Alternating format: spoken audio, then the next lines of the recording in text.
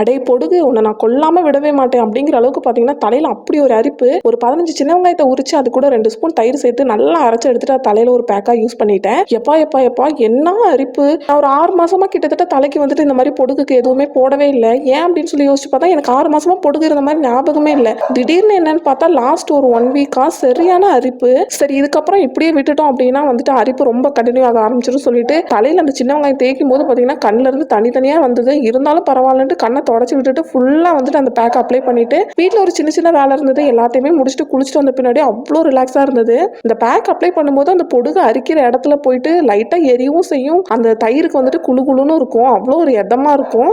சரின்ட்டு அதை அப்ளை பண்ணிட்டு பீக்கங்காய் குழம்பு வைக்கலாம் அப்படின்னு சொல்லிட்டு பீக்கங்காய் தோலை வந்துட்டு எடுத்து தனியா வச்சுட்டேன். அது வந்துட்டு சட்னியோ அப்படி இல்லைன்னா நம்ம வந்துட்டு அதை ஃப்ரை மாதிரி பண்ணலாம், சூப்பரா இருக்கும். அதுக்கப்புறம் பீக்கங்காய் குழம்பு வச்சு நான் வந்துட்டு லஞ்ச் முடிச்சிட்டோம். நீங்க வந்துட்டு பொடுகுக்கு என்ன மாதிரியெல்லாம் பேக் போடுவீங்கன்னு மறக்காம கமெண்ட்ல சொல்லுங்க.